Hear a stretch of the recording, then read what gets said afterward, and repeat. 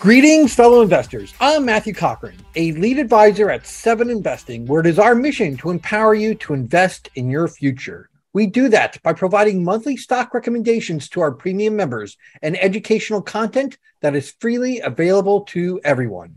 Listeners, today I am very excited to be joined once again by my fellow co-lead advisor, Anirban Mahanti. Anirban, how are you doing? I'm good. Well, I'm as good as it gets given how the markets are, but yeah, I'm good. It's not been a great market, that is for sure. For those who don't know, every quarter for almost the last year now, every quarter, Anirban writes a review of the major cloud players, checking in on how Amazon's AWS, Microsoft Azure, and Google Cloud are performing. This quarter, he once again wrote a very insightful piece covering these important tech segments, and I thought it would be a great idea to hop on a podcast and get his take on how these cloud performers are performing. Along the way, I'll probably chime in with a few of my opinions too. And this piece, Anirban's piece, is free to everyone. You don't have to be a subscriber. Just go to seveninvesting.com and click on the research tab on top and scroll down to find his cloud computing check-in. I think this is going to be a fun and informative show, and one very relevant to investors. So, Anirban, maybe we can just start there. Why is this so important to investors? Yeah, so we've been talking about the cloud transformation, software companies all going to the cloud, enterprises wanting to go digital, move to the cloud. And this has been it's been a long journey, but it's a steady, slow journey that we have been on. And often what happens is people think that, we've been talking about cloud computing for maybe like a decade.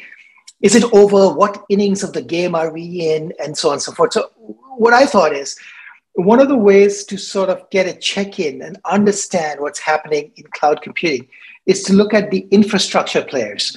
And by that, what I mean is these are the companies that are building the data centers and regions and the software tools and all the other libraries that you need to deploy software on the cloud, right? And the big three are, in this case, Amazon Web Services, Microsoft Azure, and Google Cloud Computing Platform. So looking at how those guys are performing gives us sort of a window to the entire industry, tells us, if you look at their growth rates and sort of tells you what you can expect, people who work on top of it, people who are serving on top of it, how they're performing, right? And it's not just about cloud computing companies. Even, if you think about Netflix, for example, its streaming runs on cloud platforms. So a lot of stuff actually runs on the cloud platforms. It's an indicator. It's a window to the digital world. It's a huge, huge growing part of the economy, right? And like right here, if you're watching on YouTube right now, we're showing a headline from Gartner, the global IT specialists and researchers and consulting firm, and they forecast that worldwide public cloud end user spending to reach nearly $600 billion in 2023. That would be about a 20% increase from 2022's total. So this is a huge industry. A quote from Gartner's vice president analyst, Sid Nag. He said, current inflationary pressures and macroeconomic conditions are having a push and pull effect on cloud spending. Cloud computing will continue to be a bastion of safety and innovation, supporting growth during uncertain times due to its agile, elastic, and scalable nature. Absolutely. So I think, that's an interesting comment there. You want to move and use more efficient technologies during inflationary times. Technology, by definition, is deflationary. You want to move away from having your own on-prem infrastructure. It's costing you money, and you're buying all this equipment and provisioning for data centers, moving to the cloud. That's advantageous to you. At the same time, as he indicated, it's elastic in the sense that you can control how much you're using. So if there's a usage-based price, you could actually reduce your usage if necessary, right? And therefore reduce how much you're spending. So and of course, everybody loves going from CapEx, which is investing in computers and data centers, to OpEx, which is operating costs for running in the cloud. It becomes, when you're using cloud infrastructure, you're basically having operating costs. So somebody else takes the CapEx for that, which is these big guys, they're spending the capex, and their game is, let's get lots and lots of people to use our infrastructure. Then we can amortize our costs across all these people and build scale, because you really need scale in cloud. So that's the story for the cloud infrastructure players has really been about scale. Building a large scale so that you can drive down costs, making it easy for providers to run their applications on top of it. Absolutely. So how about we'll just take this from smallest to biggest. So let's start with Alphabet. Now, Anirban, we recently did a podcast when we talked about just like the overall quarter for Alphabet. And when we brought up Google Cloud, you said that might have been the brightest spot for the quarter. Google Cloud segment revenues were $6.9 billion. That's up 38% year over year. Why was this such a great result for Alphabet? Well. So first of all, among all these segment results, this is the result that actually did not go backwards. So, in a sense, as I said in that podcast too, I thought Alphabet's results looked bad, but they were not really that bad. The compares were hard. The economy is difficult, and all this. But unlike what people would expect, during hard economic times, even you'd expect some slowdown in cloud, but that was not the case for Google Cloud. Google Cloud actually grew nicely. There was a bit of an acceleration versus its previous quarters, right? Which is what I was alluding to, saying it's the bright spot. The growth rate actually went up, which at its scale is pretty interesting and pretty phenomenal in my mind. Now, the thing to remind, so you have a chart there, a beautiful chart there that shows the Google Cloud revenues and their operating income. So it's still operating losses. It's going down. It's negative. It was about nearly $700 million of loss. But it's just a beautiful curve going up and to the right. One thing I want to clarify, that when we talk about Google Cloud Platform or Google Cloud revenues, it is not just Google Cloud Platform. It's got it's other cloud services in it. So there's workspaces and things like Google Doc and all of those things. People are using Google emails that businesses use and things like that. All of those are included. So you sort of kind of had to estimate how much is actually purely Google Cloud Platform, GCP. I've roughly estimated this to be somewhere between 70-80% roughly. It's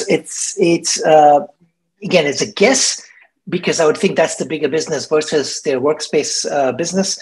That puts this on a roughly around $20 billion annual run rate, right? So you think about it this way, the way I think this is phenomenal. So $20 billion run rate business, still losing money. But I think that the reason it's losing money is entirely by choice. Like, they're just trying to get more and more share, doing the investments that they need to build the scale to, and compete with the others, which is Azure and AWS, Amazon Web Services. But $20 billion run rate growing at, north of 35%, that is pretty significant. So I thought it's great. The one salient point out. Let me ask you a question please. About this. So if you're an Alphabet shareholder, as I am, and I believe you are too, as shareholders, obviously, when we buy shares in Alphabet, we're not just buying Google Cloud, we're not just buying search, you're buying the whole thing. When can shareholders expect this to be, instead of being a headwind for earnings and a headwind for profits, and to be a tailwind instead? When do you think this is going to when is Google going to flip the switch on this, where we can actually start seeing profits? Yeah, that's the $1 million question, or the $1 billion question. I think if they wanted to, they could be profitable right now. That's my take. It's basically they need to turn that minus $700 million to zero, which I think they could take some costs out and so. But I would think that they would let this grow for some more time. Maybe you're probably looking at a couple of years, would be my guess, before you can start seeing profitability here. But they're just trying to grow the scale. And look, all of Alphabet's other assets are just equally powerful, right? I mean, there's nothing like Google Search. YouTube is again, there's nothing like YouTube if I think about a platform. So those two platforms are, and then Android, right? So those three platforms are unique. In many ways, two of them are actually monopolies. If you want to think about monopolies, right. there are two of them are monopolies. YouTube maybe is not a monopoly anymore with TikTok and the short videos and things like that. But I mean, it's a pretty longer form videos. It's pretty close. Pretty It's close. a pretty close monopoly. Yeah. Pretty close. So if you want to watch videos for free, that's pretty close monopoly. So it's a monopoly business, which is still growing at a healthy clip, which is basically selling at a very good price. So I think, you get these opportunities on companies like Alphabet when the strong economic headwinds and pressures on earnings, right? But otherwise, I thought, like, all round, I think it was good. But Google Cloud was definitely a bright spot, growing really well and competing really well against the other two behemoths. Yeah, I like what the CEO said. I'm just going to read a short quote here. And it's a recurring theme we're going to see as we go through these companies. He goes, I've long shared that cloud is a key priority for the company. The long-term trends that are driving cloud adoption continue to play an even stronger role during uncertain macroeconomic times. Google Cloud helps customers solve today's business challenges, improve productivity, reduce cost, and unlock new growth engines. And that's something we're going to see, like all these companies are going to, they keep reiterating, like during uncertain economic times, like that's actually a long-term boon for the cloud, even though it might produce some short headwinds. Long-term, it's good because, it's turning a fixed cost that companies have into a variable cost. Yeah, it's a fixed cost into a variable cost. It's also making companies more efficient, and it's also extremely sticky. Once you move to the cloud, you're going to stay there. So, and in the short term, we might see some headwinds, and lots of cloud companies, and the valuations have compressed and all of these things because of the interest rates. But I mean, the fundamentals of many of these businesses haven't been, look really strong, and the valuations just make them really interesting. But, so the last thing I wanted to say is that, another way to look and think about Google Cloud's progress is to look at remaining performance obligations, which is basically committed contracts. How much dollar figures have customers committed to spending with Google cloud platforms over time? That number stood at about 50-some billion dollars, $52.4 billion to be more specific. That's an increase of 41% year over year. Okay. So again, those dollars are going to be recognized over time. That's just an indication of how much money is coming into cloud. So, when Google's, cloud CEO sees that number, he says, well, there's absolutely no reason to slow down the push for growth, right? You're locking in $50 billion of contracts. You want to lock in the next $50 billion as well. So you are going to be working hard, and they know they're sticky, right? So once you've got those people on the platform, they're going to continue spending probably for decades. So yeah, absolutely. All right, so let's move on. And so next up is Microsoft Azure. Microsoft Cloud. Now, before I'm going to read off the numbers, but like I have a quick, and as a Microsoft shareholder, like I always have this problem with Microsoft. They have very nebulous categories sometimes. Like they have 3 business segments, but then they'll say cloud revenue grew this much. And that's not in any segment. That's just kind of across segments. They just like categorize certain things as cloud and certain things as not. But Microsoft Cloud revenue in the first quarter of 2023, that's their fiscal quarter they're in, it was basically $26 billion. That's up 24% year over year. They said, on a constant currency basis, like foreign exchange rates were like a definite headwind. Growth was 31%. Azure and other cloud services revenue grew 35%. That's 42% in constant currency. So we saw like, Azure is still growing super fast in like $25 billion. That's real money in Anirban. Yes, absolutely. So yeah, I'll click on that. So so Microsoft, for example, reports intelligent cloud, but that's not all of the cloud. It's very difficult to figure out where things sit. So you have to look at their disclosures during the earnings call, which is where our numbers come from.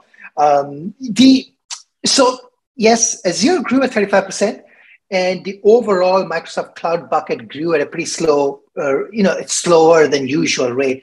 That growth rate has been slowing down over the past few quarters. And 35% is also, I think, slower than it was before. It was ticking at 40. But yes, what we need to remember is that this is a significantly larger business, for example, compared to GCP, right? And the way I sort of think about this is because of the way they sort of categorize everything cloud. So, for example, Microsoft's Office suite would also be part of that cloud revenue, right? So I sort of, when Nadella goes, 25 billion, I sort of say, okay, maybe 60%, 70% of that is actually Azure.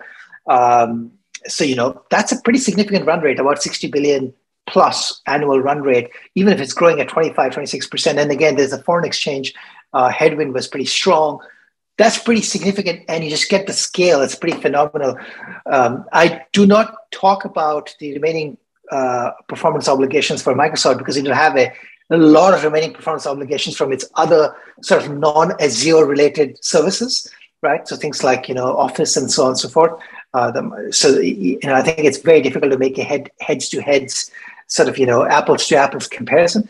But again, pretty phenomenal, although the growth rates have slowed down. And I think the other caveat, or if you want to compare the two, the thing to remember is while the Google Cloud revenue is at 38%, GCP's revenue always grows at a much higher rate than overall Google Cloud. So probably Google Cloud is actually growing probably north of 40%, right? Whereas this one is probably growing north of maybe 35%, right? So again, 5 percentage points, but again, this is significantly bigger scale. So that's something to keep in mind. And so this is something we're going to really touch on with AWS too. But on the conference call, they were asked hey, Azure missed estimates by a percentage point. Like what's going on here? And this is second quarter in a row. It's missed estimates by each time, just a percentage point or two. So not much, but they asked what's going on here. And they said, hey, we're proactively helping customers optimize their spending. And they go, that's the right thing for us to do as a company on behalf of our customers and our shareholders long term. Basically, I think they're saying look, we've advertised cloud spending as being cheaper and more efficient for businesses for a long time. And now that we're seeing our first real downturn, in the last decade, there's obviously COVID, but one of our first real downturns we've seen in this last decade, we got to live up to that billing, and we have to optimize their workloads. I have a quote from Satya Nadella here. He goes, our job number one for large swaths of our customer-facing organizations is to proactively help them optimize. In fact, our incentives and our customer success teams are lined up with them helping customers to, quote, do more with less, end quote. Absolutely. And that's the right thing to do, right? Because you know that things are sticky. Once they come to the cloud, they're going to be here with you. They're going to increase spending over time. You want to see, the good business people would realize that for you to succeed, you need your customers to succeed. If you just, if you squeeze the lemon too hard, the customer dies. That's actually not a good thing, right? So you want your customers to succeed. And I think they're doing the right thing. Ensuring customer success is the right thing. Again, it's phenomenal where this business has come from and where it is going. And it's, again, a great indicator of sort of how strong the cloud is, right, overall. And while I have you, let me ask you, because, okay, again, I'm a Microsoft shareholder. I'm always reading their conference calls. And a lot of times, these companies, they'll say things that sound great to me, but I really don't know how to filter it. So I want to run two things by you. One, on the conference call, they called out how they are the cloud of choice or whatever for companies running SAP workloads on the cloud. And they threw out Volvo as an example. And then they go, they're the only cloud provider with direct and secure access to Oracle databases running an Oracle cloud infrastructure, making it possible for companies to use capabilities from both. And as examples for that, they threw out FedEx and Marriott. How big is that kind of, I don't know if you want to call it interoperability or that cohesion between the two platforms? How big is that? Is that a big deal? I think it's a big deal. I mean, look, I think increasingly people want to be multi-cloud. So allowing interoperability, having direct connectivity so that, you can reduce costs, reduce latency, make things faster, cheaper, better, I think is no doubt a feature. And nobody wants to be locked as a customer. You don't want to be locked only onto AWS or Microsoft or GCP. It's even just from simple fault tolerance point of view, you want to be multi-cloud. And that the other reason for that is there are certain things that are good with one cloud provider, certain with another, and you want to use the best of each, right? And sometimes you want to use other tools and services that run on top of them, and some things might be better somewhere else, and you just want to have that ability. So I think that's a good feature to have. And then, with respect to something that you were saying earlier about missing estimates, look, my thing with estimates is if the company didn't miss the estimates, it's the analysts who missed the estimates because they made the wrong prediction. If the company gave the guidance and then missed it, that's a different story altogether. I think it was their guidance, but I'm not positive on that. Don't quote me on that. I'm not. I think it was they missed their guidance by a percentage point, but I'm not sure. Okay. So if they missed, then, they're doing a bad job of forecasting, and then, the CFO needs to have a bigger look. But if somebody else is making the, estimates, then it's neither here nor there. Foreign exchange, the number of conference calls I've read. So, for example, ServiceNow's conference call, the foreign exchange headwind is phenomenal right now with the USD strengthening. So, it was like 600, 700 basis points on ServiceNow. It's crazy. Next quarter, Apple is saying it's like 1,000 basis points is your foreign exchange headwind. That's just phenomenal. So those are real problems that these companies have, but these things again are cycles, right? I mean, at some point in time, the headwind will go away; it'll become a tailwind. Of course. And I don't know about you, but my overall philosophy, when a company misses estimates or guidance by a percentage point or two, I mean, anything in the low single digits, to be honest with you, that to me is, that's just not important to me, to be honest. Like I just, they start missing like over 5% or the high single digits and 10%. Okay, now we can talk. There's something's going on. But when you miss by a percentage point, like to me, it's it's a non-starter. Yeah, I agree. Yeah. The only thing I criticize companies for is serial offenders. If you're serially, like, you just keep missing every quarter, that's just bad. That just means that you don't want to miss every quarter. Sure. Yeah, that means you're there are some companies that have done that, which I think is a problem, which basically just shows very poor planning from the finance department. Sure. All right. Well, let's move on to the grandfather, the OG of cloud services, AWS. AWS net sales increased to $20.5 billion. That was up 28% year over year. That's excluding the impact of foreign exchange. And that's now representing an annualized sales run rate of $82 billion. Anirban, how's AWS doing? AWS has been phenomenal. I mean, AWS in many ways is the bright spot for Amazon, right? It's where the profits are. Yeah. It's where all the profits are. So it was a solid result. The thing to note with AWS, though, there's been a steady deceleration in its growth rate. So it decelerated from 23% year over year growth in Q2 and then that was a deceleration from 37%. So they, I think, are seeing some significant, macro impacts and, usage-based impacts and things like that. But this is a nicely profitable business. But again, here too, I think, again, in a typical Amazonian fashion, there's a lot more expenditure going on than meets the eye in many ways. And therefore, operating profits are only up 10, 11% versus the revenue being up 27%. So they're not, there's operating deleverage going on right now. But Amazon has these cycles that it goes through where it makes, half of its CapEx probably is data centers and things like that. The remainder is probably, warehouses and things like this. So, so the bottom line numbers I thought were not that great, given that, at this scale, I would think that they would consistently deliver operating profit at a nice, 25% margin or so, 30% margin or so. But again, at that scale, it was phenomenal. The other way to think about it is the longevity of the platform and the future potential of the platform. That remaining performance obligation that I talked about, Alphabet, was about 54. These guys are 100+ billion.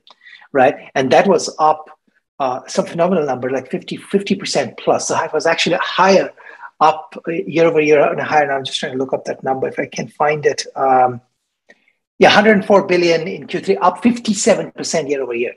So yes, that's going to be recognized in multiple years over the future.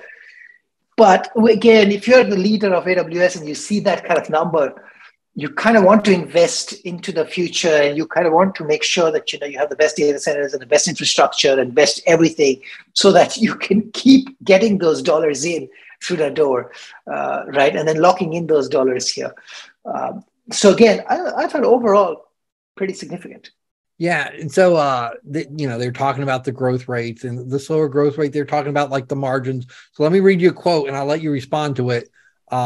This is their CFO talking. He goes, your first question about cost optimization. He goes, first, there are some industries that have lower demand that's showing up in our volumes. That's probably like other companies as well. Things like financial services, the mortgage business being down, cryptocurrencies have been down. And he goes, we're very strong in some of those industries, so that's part of it. But basically, what we see is customers are looking to save money versus their committed spend. We have options for them to do that. They can manage workloads better. They can switch to lower cost products that have different performance profiles. They can switch to Graviton chips that have higher cost performance ratios. So all really good things for the customer and for Amazon long term. Yeah. So what is interesting is that the comments basically seem like it came out of Satya Nadella's mouth, right? Well, like the similarities in the two conference calls. They're obviously both seeing the same things out there and trying to help their customers navigate this macroeconomic, environment where, there's softening. It definitely appears there's softening consumer demand. There's softening enterprise demand. Absolutely. But I think that they're doing the right thing by the customer, I think is what ensures long-term health of the business and long-term shareholder returns. They know this. They've been at this for many, many years. So I think that's the right thing to do, and they're doing the right thing. And again, to me, when I look at these three results, I just say that, well, cloud is just fine. And, there's a lot of valuation compression, but, the sort of class leading cloud software companies should do really well, because this sort of is basically indicative of the underlying, potential growth, because this is sort of the underlying infrastructure for those sort of things. Sure. And another thing they talk about a lot on their conference calls, and in the past too, and something like again, let me ask you while I have you, right? Because these are things I read when I go through the conference calls, and it sounds great to me, but I always wish I had a better filter for these things. A very quick quote from the CFO: the breadth and depth of our service offerings enable us to help them, like their customers, do things like move storage to lower price tier options and shift workloads to our Graviton chips. Okay, so the Graviton 3 processors, they say, deliver 40% better price performance than comparable x86 based instances. How big of a deal is Amazon's chip making processes here? How big of a deal are their Graviton chips that they constantly talk about?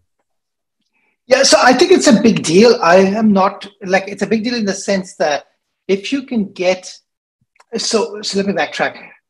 If in many ways, Intel has dropped the ball on being the leading edge of stuff, right? And, I think it started with their basically failure in mobile, right? So they failed sort of in mobile, basically ARM technologies took up. And then, as I like to say, the best chip design company today is not Intel, it's Apple. Right. They are the leading edge chip designing company because they design the best chips. And then they get produced by other companies like TMC, Taiwan Semi or Samsung or something like that. But they're all ARM based. So that's something that other companies have also picked up on. So that's not just, seeing Apple probably was the lead, husky in that game. It was one of the first ones to sort of build an internal team and work really hard on it. But everyone is now on that bandwagon trying to do more with it. It makes sense because you can get more performance out of it. And ultimately, at the infrastructure layer, there's a lot of competition in many ways. You don't really have supreme pricing power in that sense, right? Because if you price twice as much as Azure, people are not going to come to you, right? So you have to compete at scale at the lowest possible pricing point, and then offer things like multi-cloud so that people are going to, divvy up their workloads across different things. Maybe you have certain platform services that you offer on top of it. That is what is bringing people to, maybe you have some AI capabilities, ML capabilities, maybe some data processing capabilities that certain applications want from certain cloud providers, right? So I think that's very important to keep leading. But what I like to say is that they're not And I'm not fully across of what Microsoft is doing on that front, but they're not the only one because Google is doing the same thing, right? So designing your own chips that have better price performance or whatever sort of optimization you want to do is a game that other people are playing as well. And yeah. So let me ask you a question, Anirban. Let's say hypothetically, we could spin out Google Cloud, we could spin out AWS, and we could spin out Microsoft Azure, and you can invest in one of those companies. Who would it be and why? So the thing is that I would like to know. Well, okay, the answer to that would depend on.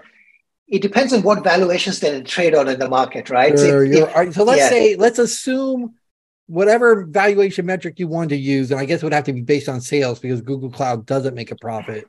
But let's assume so let's say like it would be like a price. They would all have the same price to sales ratio, I guess. Which so let's start there as being on equal footing with valuation.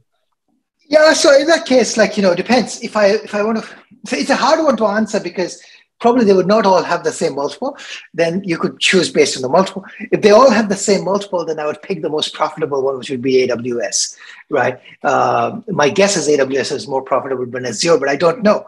If Azure turns out to be more profitable and available for a cheaper price, then I would pick Azure.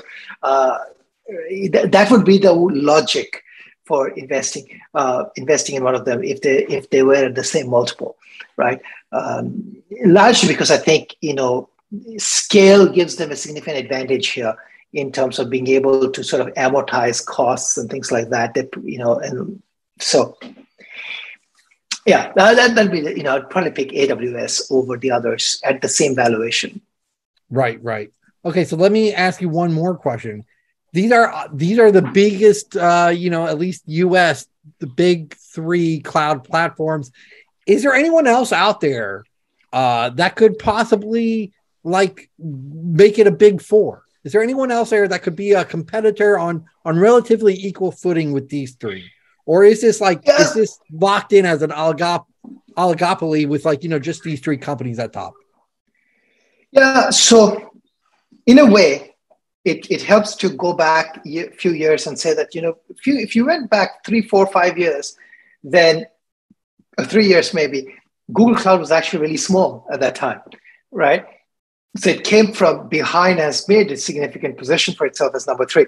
The company, one company that you and I have talked about is Oracle. So Oracle's cloud infrastructure business has been growing really quickly. It's just shy under $1 billion run rate right now per quarter. It grew like some 50, 60%. And if you, I think, excluded or 50 some percent, and if you excluded hosting services out of it, so you just focus on the pure infrastructure side, and it actually grew at something like 70%, I think, some huge number. Infrastructure services grew 70%. That is a phenomenal number. So that can compound pretty quickly if they can do that. And Oracle's claim is that they being late to the game allows them to develop better data centers, more modern. They can have a modern technology stack. The other claim is that they are probably among the few companies that have enterprise at scale cloud services that they're running on their own. So they're basically talking about cloud databases like Oracle databases, and therefore the experience of running that on their own infrastructure. I mean, they need an infrastructure anyways for running. So it's doubling down. So you build the infrastructure that works for you, and then you sort of can sell infrastructure services on top of it. That's the claim that they have.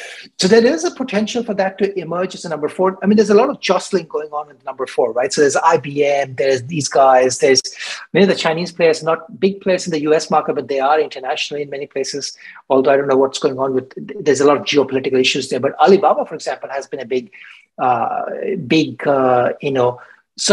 I become the number 4 in this place? So I think Oracle would be something that we should watch. They've got a presence across multiple regions, largely because of the database presence. They have strong links inside government, which is another big spender in this area. And they have strong links in enterprise from their past, their history in databases. So they can actually be a pretty quick grower. So it'll be something to watch, and they can, emerge as a number 4. um, right? And I think in a multi-cloud sort of environment, multiple players can win. The thing to watch though would be is our infrastructure services going to further see pressure on margin because of more competition? Sure. One thing, well, I guess a couple things about Oracle. One, they don't have, and you haven't seen this too much with Microsoft yet, but Microsoft, Amazon, and Google are just so big. They're just naturally going to attract regulatory pressure, right? Like the FTC, like Amazon wanted to buy iRobot. If Amazon sneezes, like they basically have to get the FTC approval, right, to do anything. And same thing with Alphabet. Microsoft, we haven't seen that too much. So we'll see if this Activision Blizzard acquisition goes through, which I think it should, for the record. But you do, it is attracting some scrutiny. Oracle, even though it's a huge market cap, it doesn't attract the same amount of attention. And it just this summer it finalized its Cerner acquisition. It was $28 billion in all cash deal. And Cerner is this a leading provider of digital information systems used within like hospitals to enable like doctors and medical professionals to just deliver better healthcare, right, to patients. And it said, Oracle said Cerner, when they made the acquisition, they said Cerner is going to be the company's anchor asset to expand into healthcare. And it's expected that the acquisition should help Oracle scale up its cloud business in the hospital and health systems market, which makes sense. I mean, that's a huge acquisition. Cerner was a huge company and big player in that market. If it can make a few acquisitions like that, and it has I haven't looked at it lately, but I believe it has a pretty cash-rich balance sheet. It certainly has high margins. You just wonder, like, it might be able to catch up even quicker than Google Cloud could catch up to like Microsoft and Amazon, for instance, because it can make acquisitions like that. I'd say I agree with you. Yeah, it's a free cash flow rich company. So, the cash keeps building from its, database cash cow. So yeah, I agree with you. It's something to definitely watch. I didn't add it this quarter, but I'm going to definitely add Oracle to my cloud check-in watch list for next quarter. The reason I didn't add it is I hadn't looked very closely at what IBM is reporting for infrastructure. And, it could turn out that a multiple of them are sort of at that $1 billion run rate, all fighting with each other. So I just wanted to make double sure. But it did, it did catch my eye that, it's a pretty phenomenal growth rate at $1 billion run rate.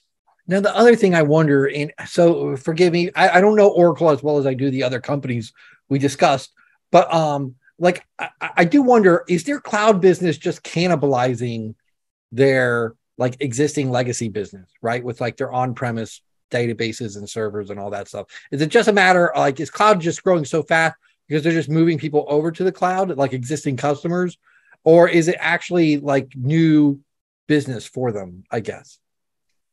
Yeah, so I think there's a combination of that happening, like both, right? So like people are using their infrastructure because they could force people's hand by saying, well, you can get the best instance of Oracle Cloud only if you run it, or Oracle's cloud database only if you run it on Oracle infrastructure, for example, right?